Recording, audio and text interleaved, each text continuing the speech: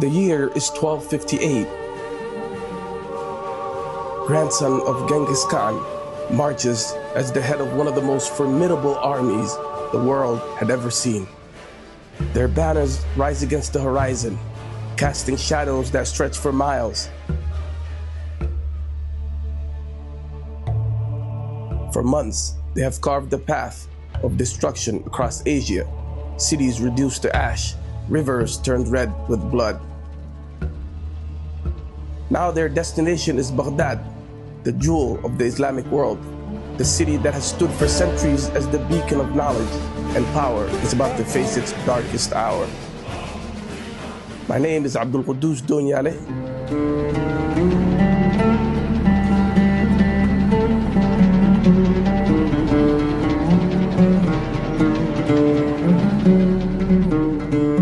Today we explore Baghdad, a city that once stood as the pinnacle of human achievement, only to fall in a tragedy that reverberates to this day.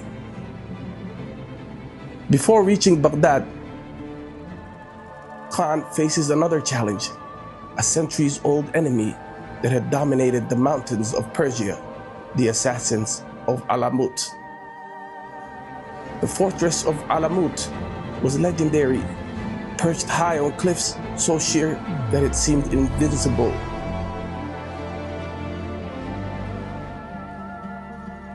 For nearly 2 centuries, the assassins had terrorized rulers across the Islamic world, striking from shadows and vanishing into their mountain stronghold. But Hulagu was not deterred. He deployed siege engines capable of hurling massive stones. Fires lit the night sky as fortress crumbled under the relentless assaults. Starvation weakened the defenders, and after months of resistance, Alamut fell.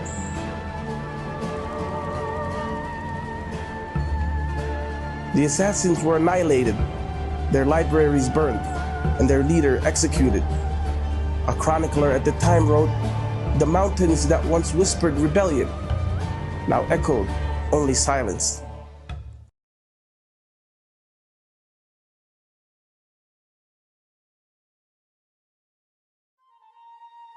But centuries before Hulagu's campaign, Baghdad was not a city under a siege.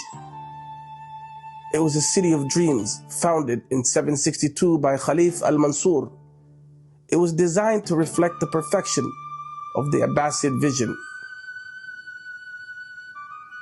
Baghdad's circular layout symbolized divine harmony, with the caliph's palace and mosque at its center, a reflection of unity and cosmic order. By the 10th century, Baghdad was the largest city the world had ever seen, with a population surpassing 1 million. Its infrastructure, sprawling neighborhoods, intricate canals, and vibrant marketplaces was unmatched. But Baghdad's true brilliance lay in its intellectual life. At the heart of Baghdad's cultural renaissance was the House of Wisdom, Baytul Hikmah, a center of learning that drew scholars from across the Islamic world and beyond. Here, ancient knowledge was preserved, translated, and reimagined. This was where Al-Khwarizmi developed algebra, laying the foundation for modern mathematics. It was here that Al-Razi advanced medicine. Philosophers like Al-Farabi explored the nature of existence itself.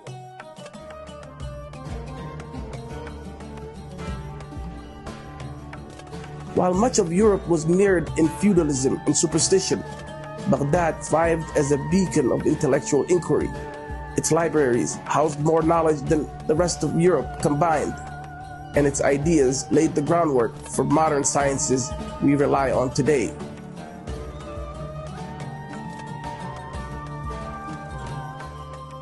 Khalif al-Mansur declared, "This is the city I am to found, where I am to live, and where my descendants will reign afterwards." Its location on the banks of the Tigris River was no accident, a masterstroke connecting trade routes from China to the Mediterranean. As the Andalusian traveler Ibn Jubayr described, Baghdad is a city of wonders where knowledge is valued more than wealth and wisdom more than power. It was a universe unto itself, a place where ideas, arts, and cultures collided to create something unparalleled. As one scholar observed, in Baghdad, the stars of knowledge align, illuminating paths for future generations. The city wasn't just preserving ancient wisdom, it was shaping the intellectual contours of the world. Baghdad was also a hub of commerce. Its bazaars overflowed with goods, spices from India, silk from China, and ivory from Africa. Ibn Battuta marveled, Baghdad is where the world meets, a place where the sun of civilization never sets. Art, music, and stories from across the known world enriched its culture, making Baghdad a true melting pot. By the 11th century, the grandeur of Baghdad was accompanied by growing challenges. Political infighting within the Abbasid Caliphate weakened central authority, while rival dynasties began to rise. Despite this, Baghdad remained a cultural and intellectual hub. Even as storms rage, Baghdad stands like a phoenix, eternal in its beauty.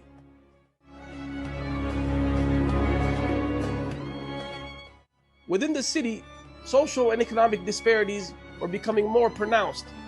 Wealthier neighborhoods near the city center enjoyed paved streets, clean water, and fortified walls, while poor districts on the outskirts struggled with overcrowding and inadequate infrastructure.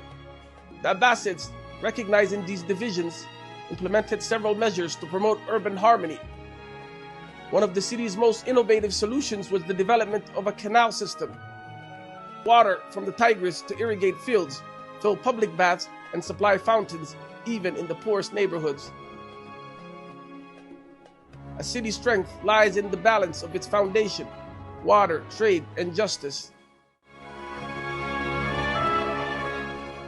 Zoning laws to protect residential areas for affordable housing, to preserve the fabric of the city. Baghdad's parks and gardens reflected the Abbasid vision of inclusivity. Spaces like Khuld Gardens provided refuge and leisure for citizens of all classes. These gardens, adorned with rare plants and fountains, were designed to inspire a sense of unity. As Al-Ma'ari wrote, in the shadows of Khuld Gardens, the divisions of wealth and class fade. Here, even the poorest find solace under the same sky. During this time, Baghdad's commitment to education remained steadfast. Public libraries, extensions of the House of Wisdom, were accessible to all. Even the poorest neighborhoods organized community efforts to fund smaller libraries. Scholars often held public classes in courtyards, ensuring that knowledge reached beyond elite circles. Baghdad's inclusivity was its hallmark. In Baghdad, a laborer could sit beside a scholar, and both could dream of greatness.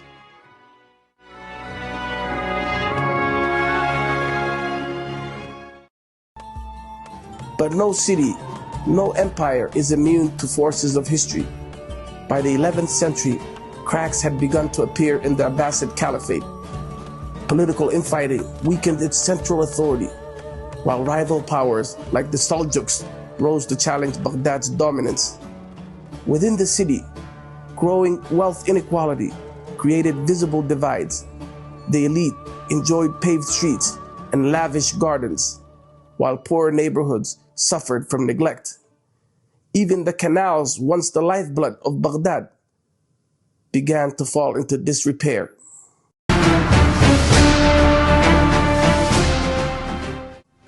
In January 1258, Hulagu Khan reached Baghdad's gates.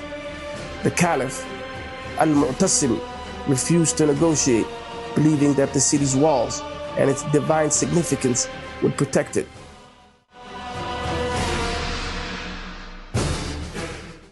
But Hulagu's army was relentless. For 13 days, they bombarded the city with siege engines, shattering its defenses. On February 10th, the Mongols breached Baghdad's walls. The streets of Baghdad ran with blood.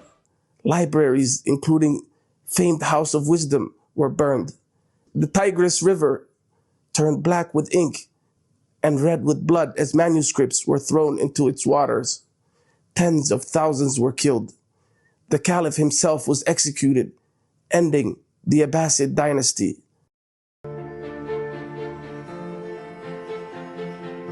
Baghdad, once the jewel of the Islamic world, was reduced to ruins. Yet even in its destruction, Baghdad's legacy endured. Its scholars and their work inspired new centers of learning in Cairo, Qahira, Damascus, and Cordoba. Within a generation, even the Mongol foes who destroyed Baghdad embraced Islam and became its defenders.